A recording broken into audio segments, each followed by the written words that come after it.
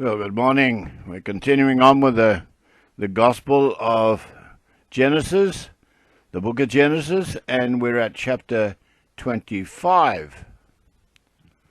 And this is where Abraham decides to take another wife after the death of Sarah. And he takes a wife called Keturah. Then again, Abraham took a wife, and her name was Keturah. Keturah was a descendant of Noah's son Japheth, which developed in the Arabian tribes and the Midianites. And she bare him Zimran, and Joksan, and Medan, and Median, and Ishbak, and Shua. And Joktan begat Sheba and Dedan, and the sons of Dedan was Ashurim, and Letushim, and Leumim. And the sons of Midian, Ephah, and Ephah, and Hanok, and Abida, and Eldah. All of these were the children of Keturah. And Abraham gave all that he had of his possessions unto Isaac. This was as promised by God to Abraham. The lineage of promise would be through Isaac. And so now we'll have a look at the diagram.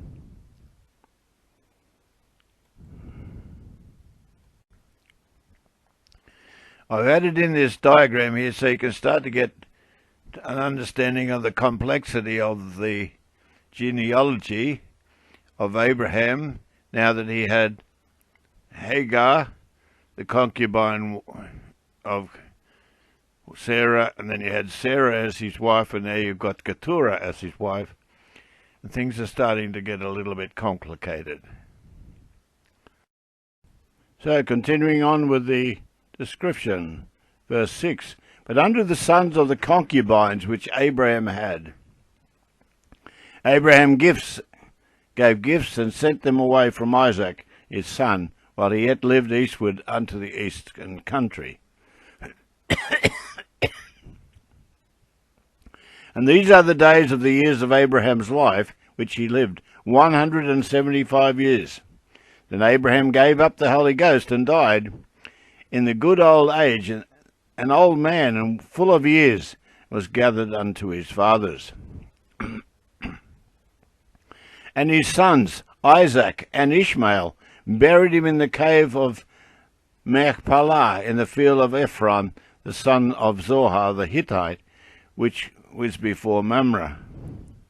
This clearly indicates that there was some form of reconciliation between the families for this to occur, both the sons coming together for this funeral service. This field which Abraham purchased from the sons of Heth, there was Abraham buried and Sarah his wife. This was the field and cave that Abraham purchased for 400 shekels of silver from Ephron, the sons of the Hittite. It came to pass that after the death of Abraham, that God blessed Isaac, and he dwelt well in the well of Laharai. Now these are the generations of Ishmael, Abraham's son, whom Hagar the Egyptian, Sarah's handmaid, bare unto Abraham. These are generations of Ishmael, Abraham's son. And the names of the sons of Ishmael, by their names according to their generations, the firstborn of Ishmael was Nebajoth, and Kedar, and Abdiel, and Misham, and Mishma, and Duma, and Massa. Kedar, also known as Hadad, and Timah, and Jetur, and Naphish, and Kedemah. This is fulfillment of the promise. These are the sons of Ishmael, and these are their names by their towns and their castles, 12 princes according to their nations. God promised that 12 princes would be born from Ishmael, and that he would also become a great nation. As I've already explained, that nation came to, and that part of the promise came a reality in 1900 when King Saud brought all the 12 princes together to form the nation of Israel, of Saudi Arabia.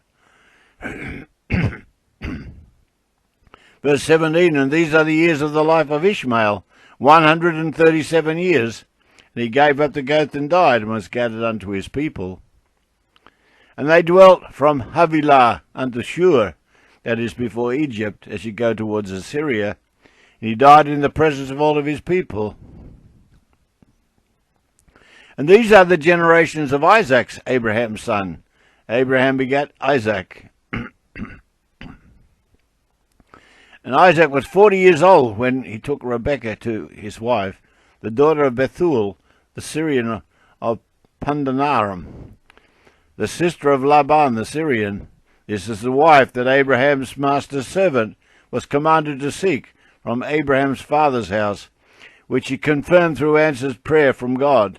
See this account in chapter 24.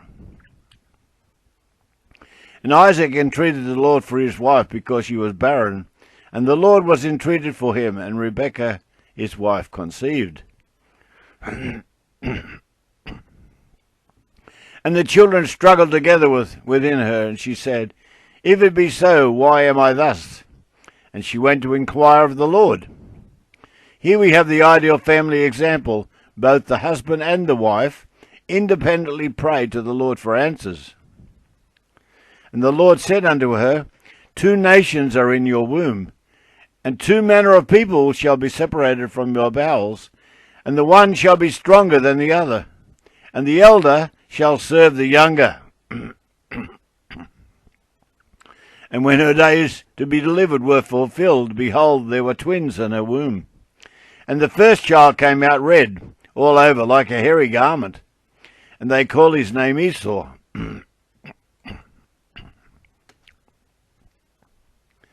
And after him came out his brother, and he took hold of Esau's heel, and his name was Jacob. And Isaac was 60 years old when she bare them. Jacob grabbed hold of Esau's heel, as he did not want to be left alone in his mother's womb. Hey, wait for me! Isaac had to wait 20 years after their marriage for the babies to be born.